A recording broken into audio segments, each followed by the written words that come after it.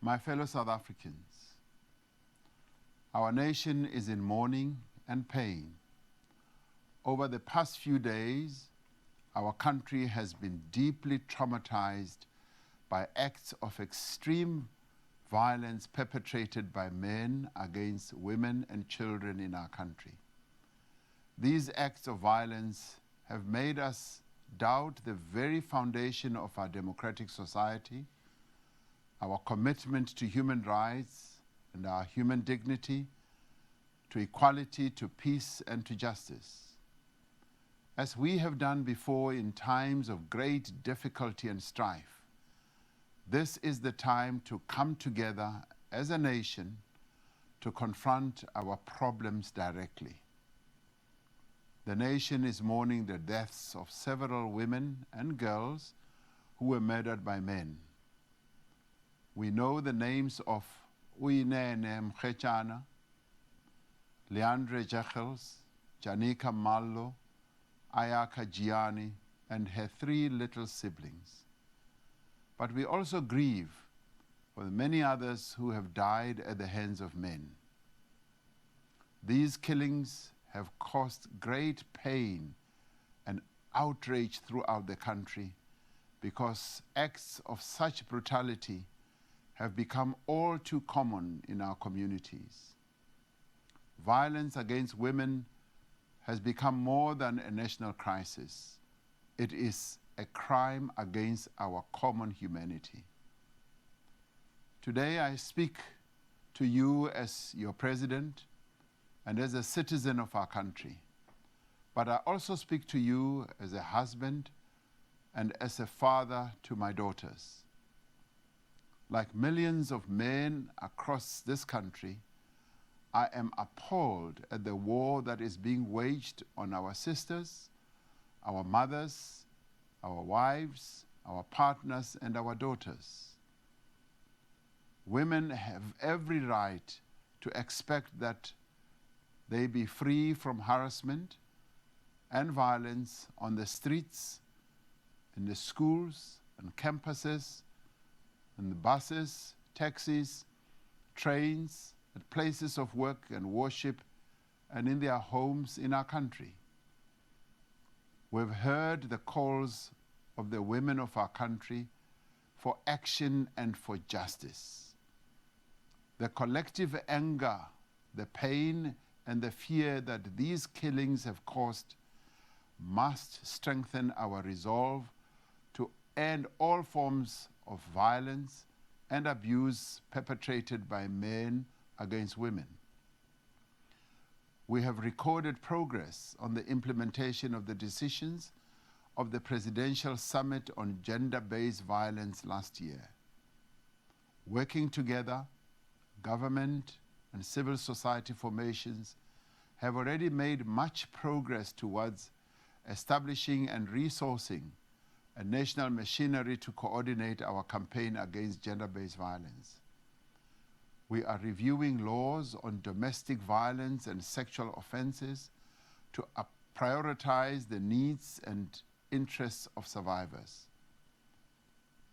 We've also established 92 dedicated sexual offenses courts since 2013, with a further 11 to be opened this financial year, to improve conviction rates and provide comprehensive and appropriate support services to ensure survivors of sexual offenses are not subject to further trauma. I wish to enumerate some of the additional measures we will be taking. We are going to overhaul and modernize the National Register of Gender-Based Violence Offenders, provided for in the Sexual Offences Act, to ensure that it is effective in combating gender-based violence. The National Register of Offenders will list all the men who are convicted of acts of violence against women and children. I will ask Parliament to consider amending the legislation to make the register public. I will propose to Cabinet that all crimes against women and children should attract harsher minimum sentences. We agree with the women of our country that the state should oppose bail and parole applications for perpetrators of rape and murder against women and children. A life sentence must mean a man who perpetrates violence against women and rape and murder, that they are in prison for life. Many women's organizations have complained that there aren't enough rehabilitation programs in our prisons. These programs will be increased and reconfigured to reduce the number of repeat offenders. All gender-based violence cases that have been closed or that have not been properly investigated must now be reviewed.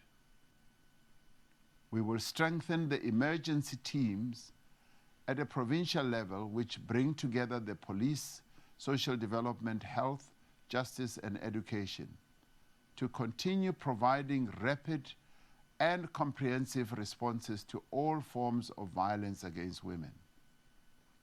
These emergency response teams will focus in particular on violence directed at women, children, and other marginalized groups, including the LGBTQIA+ community and people with disabilities. We will address other systemic challenges such as the backlog of cases, delays in DNA testing, and the availability of rape test kits in our police stations.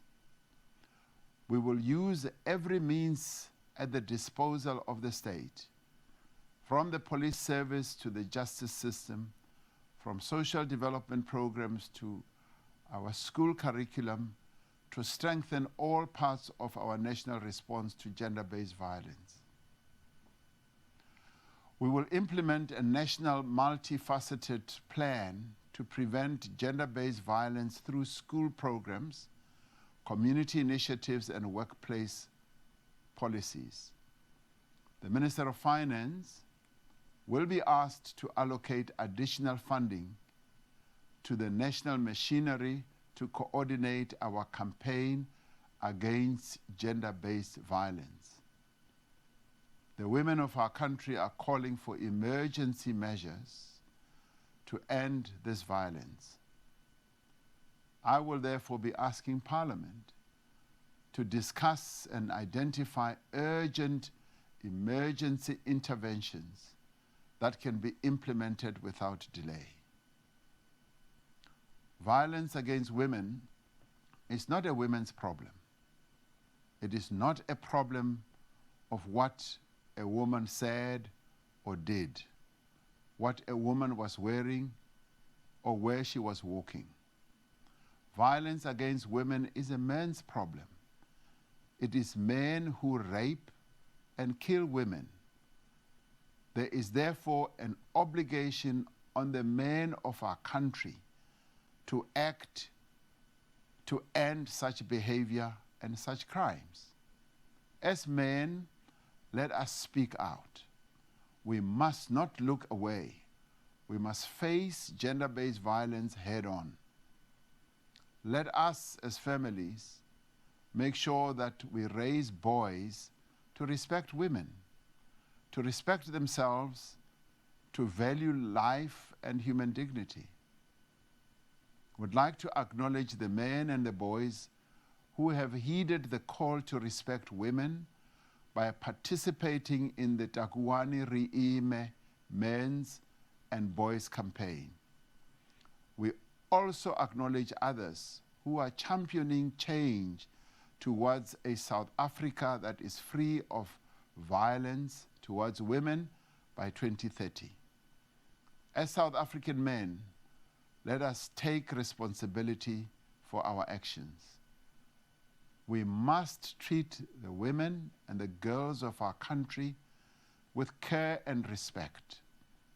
It is only when we do that that we will be able to end violence against women and children. Let us therefore declare that enough is enough. Fellow South Africans, on another matter, over the past few days, our country has been deeply traumatized and troubled by acts of violence and criminality directed against foreign nationals and our own citizens.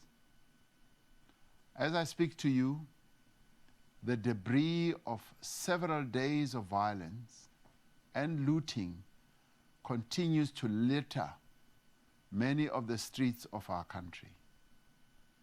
People have lost their lives, and many have been injured. Families have been traumatized. Livelihoods have been destroyed. We know that at least 10 people have been killed in this violence, 2 of whom were foreign nationals. No amount of anger and frustration and grievance can justify such acts of wanton destruction and criminality.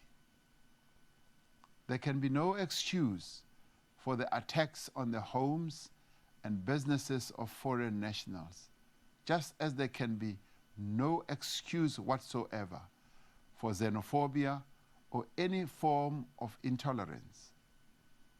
Equally, there is no justification for the looting and destruction of businesses that are owned by South Africans.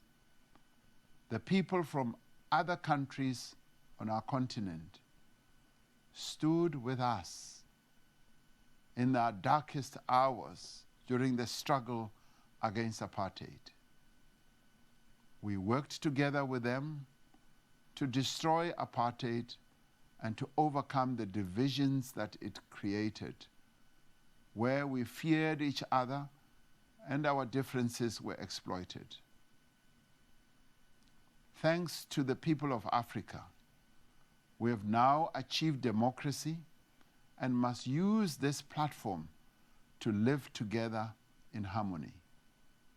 We value our relations with other African countries and their people and need to work to strengthen political, social, economic, and trade ties if we are to develop our own economy and the economy of our neighbors. Where communities have genuine grievances, these must be addressed through engagement and dialogue.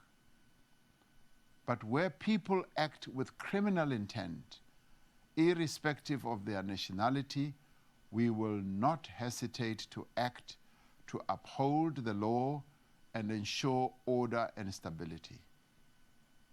We commend our law enforcement and security agencies who have moved swiftly to restore stability in Johannesburg, Ekurhuleni, Tshwane, and other parts of KwaZulu-Natal. The violence has largely subsided and police have increased reinforcements and visibility in priority areas to ensure the safety of all within the borders of our country. The criminal justice system is ready to deal with perpetrators of violence, of looting, and those who are spreading lawlessness. Since Sunday, 423 people have been arrested for violence-related offenses in Gauteng, and 21 suspects have been arrested in relation to truck violence in KwaZulu-Natal.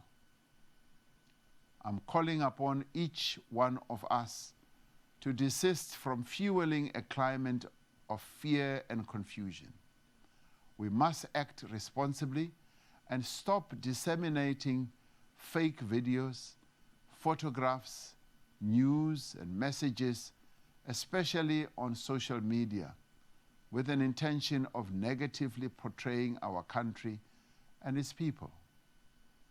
This misinformation is also being disseminated in neighboring countries and throughout the world causing panic and putting lives in danger. Let us not be misled. Let us not be provoked by those who want to sow mistrust and fuel conflict. This is a time for calm. It is a time for all of us who live in this beautiful country to confront our challenges directly and earnestly, not through violence, but through dialogue. We call on all religious leaders and communities to lead the country in prayer and contemplation this coming Friday, Saturday, and Sunday. In all churches, mosques, synagogues, and temples, let us humble ourselves and bring healing to our nation. As a nation, we have endured moments of uncertainty before. As a nation, we have overcome conflict and achieved peace. Now, as a nation, let us once again work together to end the violence that has engulfed our streets and damaged our economy and confidence in our country. Let us once again, as a nation, work together to end the violence against the women and the children of our country.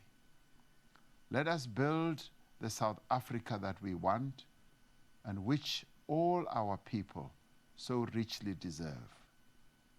I thank you.